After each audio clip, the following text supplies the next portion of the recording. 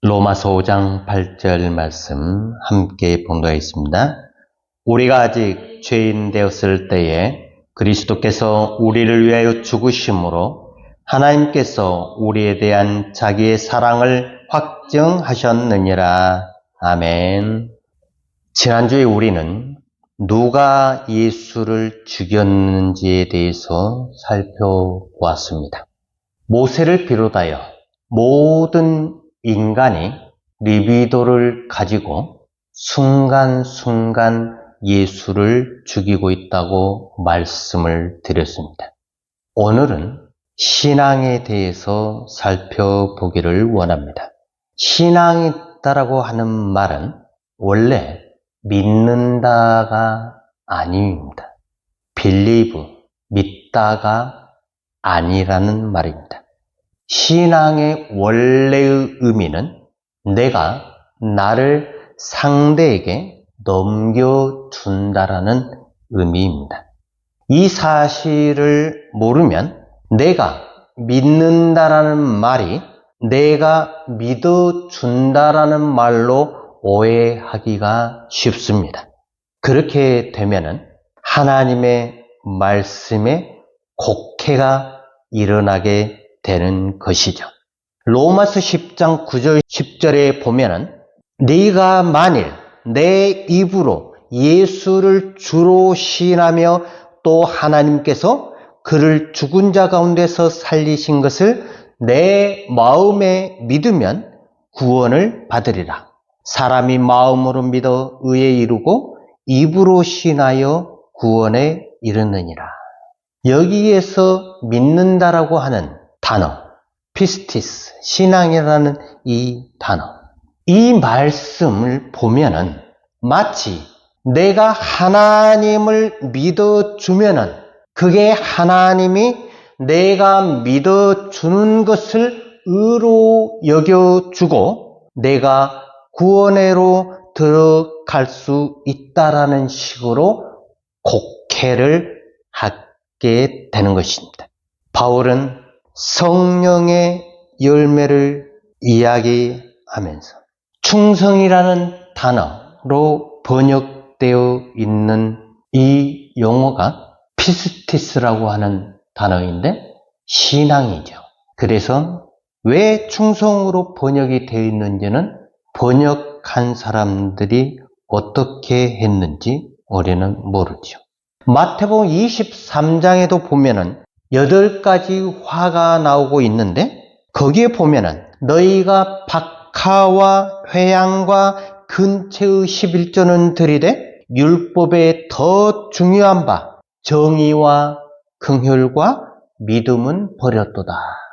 여기에서 이 믿음이라는 단어, 피스티스, 이 단어도 신앙인데 오늘 본문 말씀 로마서 5장 8절 말씀에 우리가 아직 죄인 되었을 때에 그리스도께서 우리를 위하여 죽으심으로 하나님께서 우리에게 대한 자기의 사랑을 확증하셨느니라. 오늘 이 본문 한 절을 이해하기 위해서는 복잡한 신학적인 틀을 살펴볼 필요가 있습니다. 그러기 위해서는 철학적인 부분을 말을 해야 합니다. 내가 당신이 말하는 것을 믿습니다라고 할 때는 그냥 지금 우리가 이해하는 것과 동일하죠. 당신이 말하는 그 자체를 내가 믿습니다. 그런데 성경에서 이야기하고 있는 믿음이라고 하는 것은 지금 우리가 말하고 있는 믿음과 성경에서 말하고 있는 믿음은 전혀 다르다라고 하는 개념이죠. 내가 하나님을 믿어주는 것, 내가 하나님을 믿어주는 것이 공로가 되어가지고 하나님이 이 공로를 대신하여 의라는 것을 나에게 주신다. 이렇게 해석한 대표적인 주류가 칼빈주의입니다. 믿어줘야만이 그 대가로 하나님이 칭의라는 선물을 내게 주신다라고 하는 것이지요. 이것을 다른 말로 이야기하면은 물물 교환한다는 것입니다. 나는 신앙이라는 것을 가지고 하나님을 믿어주고 하나님은 나의 그 신앙을 받았기 때문에 의라고 하는 칭의라는 은혜를 나에게 주시면서 서로 맞바꾸는 행위인 것입니다. 이렇게 해석을 한 주범이 칼빈이라고 하는 말입니다.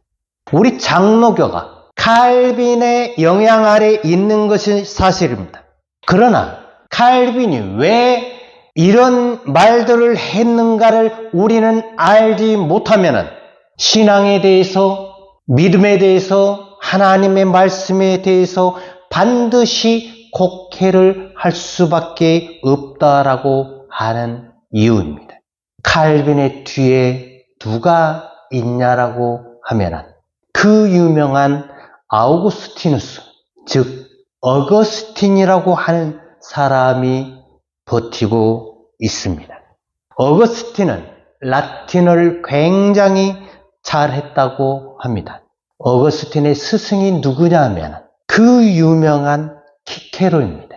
어거스틴이 라틴어를 잘해서 로마에 가가지고 황제의 연설문을 쓸 수 있을 정도로 그 직책을 받을 정도로 어거스틴이 라틴어를 너무나 잘 했는데 이 어거스틴이 사실은 헬라 사상을 너무나 잘 알고 있었기 때문에 라틴어를 너무나 잘 했기 때문에 교황과도 친분이 있어서 교류를 했기 때문에 로마 가톨릭의 신학을 이끄는 하나의 주범이 바로 어거스틴이 되어버린 것입니다.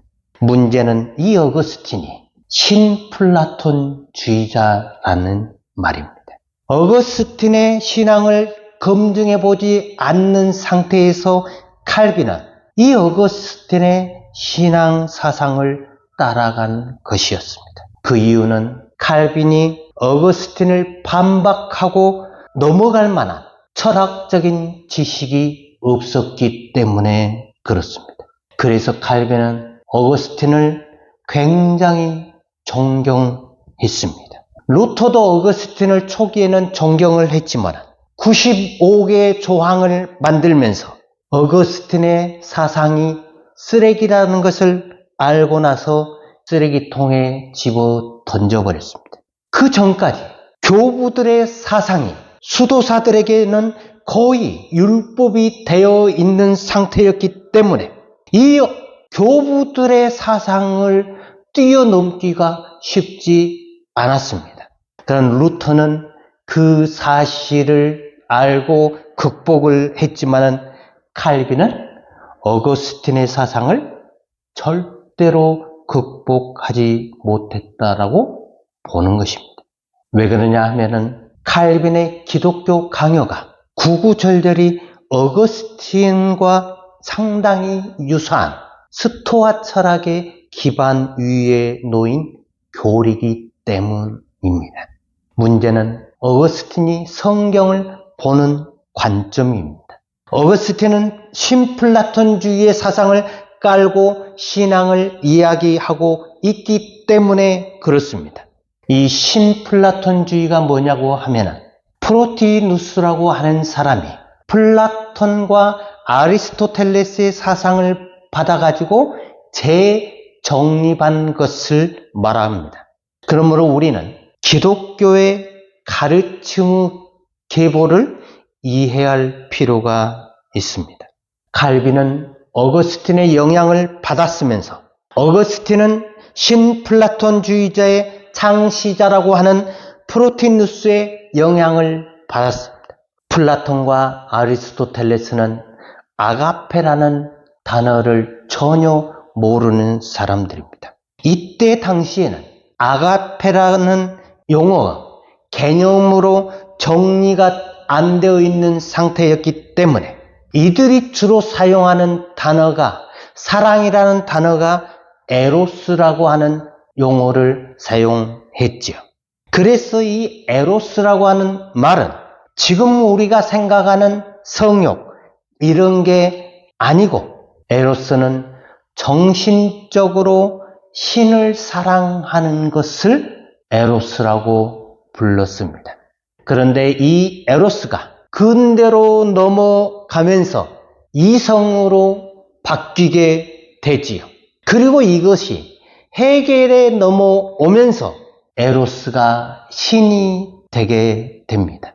에로스라는 말이 시간이 흐르면서 곡해가 돼가지고 성적인 용어로 에로틱이라는 말로 지금 쓰이고 있는데 AD 1세기에 예수님의 제자들은 아가페라는 용어를 도대체 어떻게 알아가지고 성경에 에로스라는 단어 하나도 안 나오고 아가페라는 용어만 썼느냐 하는 것이죠.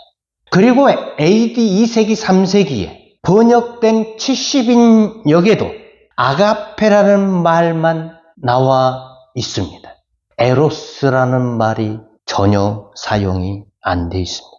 자, 그러면 그 당시의 제자들이 아가페라는 개념을 어떻게 이해했는가를 이해하려면 지금 개념으로 이해하면 안 된다라고 하는 것입니다. 그러므로 우리는 사상의 흐름을 알아야 합니다. 플라톤이 에로스라는 사랑이라는 단어를 많이 썼는데 이 단어는 지적인 사랑을 말합니다. 지적인 이성의 능력. 이 말은 신에게로 이성이라는 관념을 가진 인간이 신에게로 나아가는 원동력이라고 봤습니다. 그런데 이 프로티누스에게서 에로스라는 말이 싹 빠져버리고 아가페라는 말이 등장을 합니다. 프로티누스가 철학자임에도 불구하고 그 당시에 사랑이라는 말은 거의가 다 에로스라고 하는 이 용어를 썼는데 신기하게도 이 사람은 아가페를 이야기를 하기 시작을 한 것이죠. 아마도 바울의 제자 중에 한 사람으로부터 아가페라는 말을 들었을 것입니다. 이 프로티누스는 인간이 하나님에게로 사랑을 가지고 에로스를 가지고 하나님에게 나아가면은 하나님은 그런 인간의 사랑을 받으시고 아가페로 인간에게 나아오신다라고 하는 이야기입니다. 이것이 왜 중요하냐면 이 원리가 바로 어거스틴에게 그대로 적용이 되었기 때문입니다. 그리고 이 어거스틴의 사상을 칼빈이 그대로 받아들인 것입니다. 인간은 하나님을 믿어주는 사랑으로 지불하고 하나님은 인간의 이 사랑을 받았기 때문에 고맙다고 생각하면서 의라는 것을 선물로 준 것이다. 이게 칼빈의 칭의 개념입니다. 불가항력적인 은혜라는 말, 우리는 이걸 이해할 필요가 있습니다. 인간이 하나님을 믿어줘야 합니다.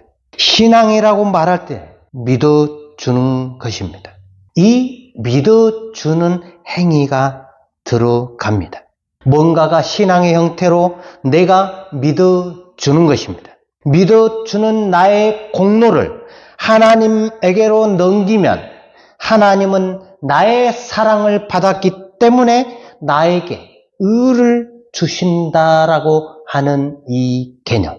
사실 하나님은 자충족하시는 분이시기 때문에 모자라는 것이 없는 분이십니다. 그러므로 하나님은 인간의 사랑을 받을 필요가 없으신 분이십니다. 인간은 모자라기 때문에 뭔가를 채우기 위해서 믿음이라는 형태로 하나님께 뭔가를 주기를 원하죠. 그러면 덤으로 자충족하신 하나님이 나로부터 사랑을 받았기 때문에 그 대가로 의라고 하는 은혜를 베푸는 것이다.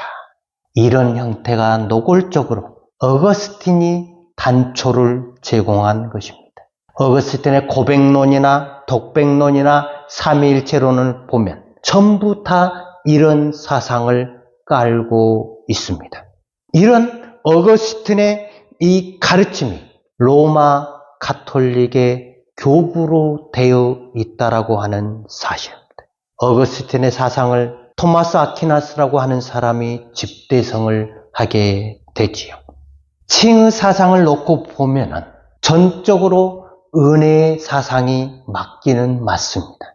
눈으로 보면은 전적인 은혜이지만 그 이면에는 인간이 하나님을 믿어줘야 한다는 기초가 깔려 있는 것입니다. 하나님의 전적인 은혜를 받기 위해서 인간이 하나님을 믿어줘야 한다. 이 사상이 바로 상호교통입니다. 천주교에서 믿음을 강조하다가 인간의 행위를 강조한 이유가 바로 여기에 있습니다. 인간이 행위로 하나님을 믿어줘야 하고 행동으로 뭔가를 해야 한다는 사상.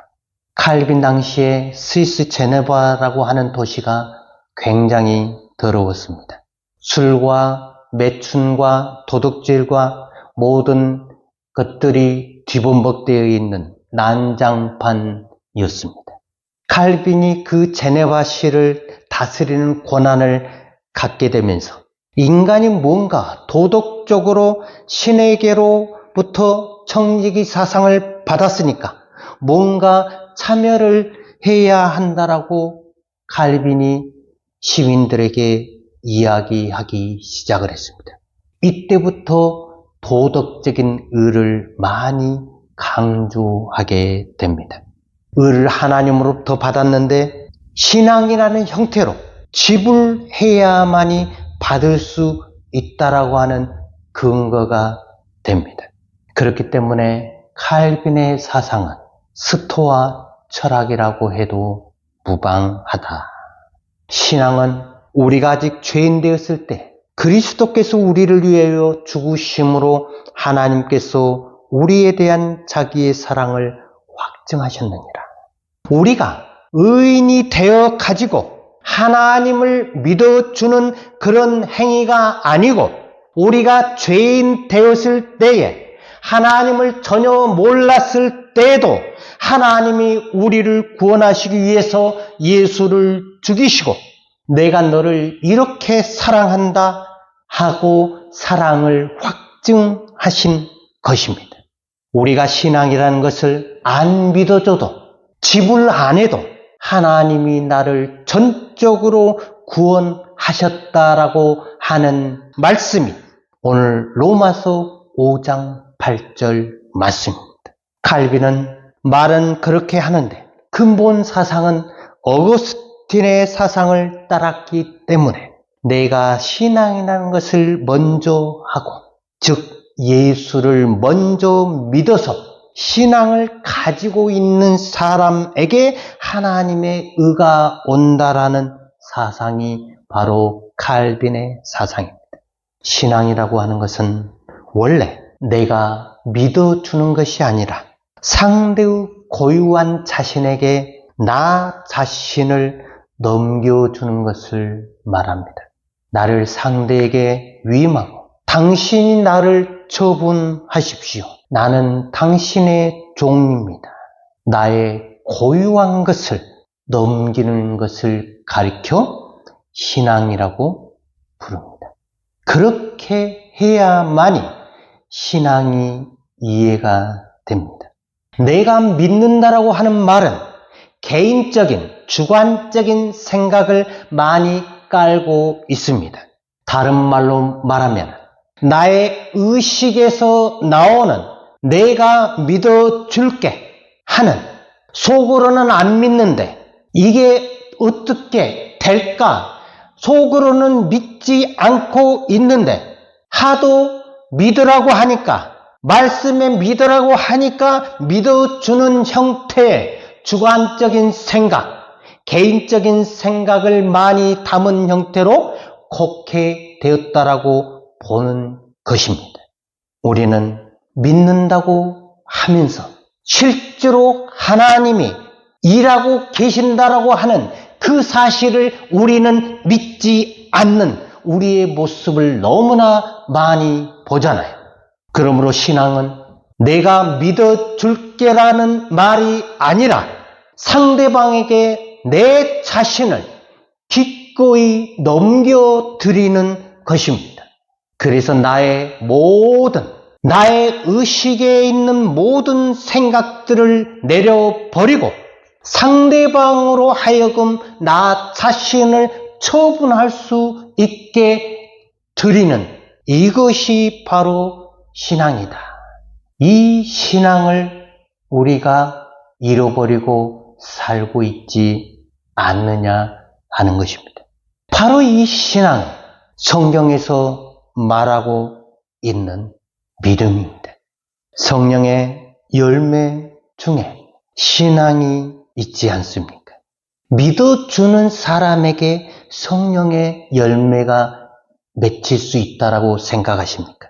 아무리 봐도 그건 아니라고 봅니다. 예수의 가르침은 단순합니다. 신앙은 내가 하나님을 믿어주는 행위가 아니라 반대입니다. 하나님이 나를 믿어준다는 말입니다. 성령이 나를 믿어준다라고 하는 말입니다. 그래서 성령의 열매라고 이야기를 하는 것입니다. 성령의 열매를 받기 위해서 칼빈이나 어거스틴이나 수많은 목회자들이 성령의 열매를 맺으려면 이러해 하는 행위를 해야 된다라고 말을 합니다. 인간이 온유해져야 된다라고 말을 하는데 온유해진다고 해서 성령의 열매를 맺을 수 있느냐 하는 겁니다. 믿지 않는 사람들 중에서 온유한 사람들이 정말로 많습니다. 그러면 그 사람들은, 온유한 사람들은 다 성령을 받은 사람들로 그렇게 알고 있습니까? 설마 그런 사람들이 성령을 받았다라고, 성령의 열매를 맺었다라고 그렇게 믿고 있지는 않겠지요. 온유라고 하는 것은 인간 나에 대해서 하나님이 온유하시다라고 하는 말이 아닙니까? 아브라함이 온유한 자입니까? 아니면 아브라함을 사랑하시는 하나님이 온유하십니까? 많은 사람들이 아브라함을 자꾸 신앙이 좋은 사람이라고, 믿음의 조상이라고 말을 하고 있지만 도대체 아브라함이 뭘 믿었습니까? 하나님은 자충족하신 분이신데 그럼에도 불구하고 인간이 하나님을 사랑해야 한다라고 언제까지 말을 해야 하는 거냐 하는 겁니다. 이 말 자체가 바로 철학입니다. 신학이 아닙니다. 신앙이 아니라는 이야기입니다. 철학적인 말을 하는 그 말을 들으면서도 철학이 뭔지를 모르고 신앙이 뭔지를 모르는 철학적인 설교를 수없이 들으면서도 나는 철학적인 설교를 싫어한다라고 말을 하고 있다면 도대체 뭐가 옳다라고 하는 말입니까? 우리는 알아야 합니다. 내가 알고 있는 지식을 가지고 모든 것을 우리는 판단을 하고 있습니다.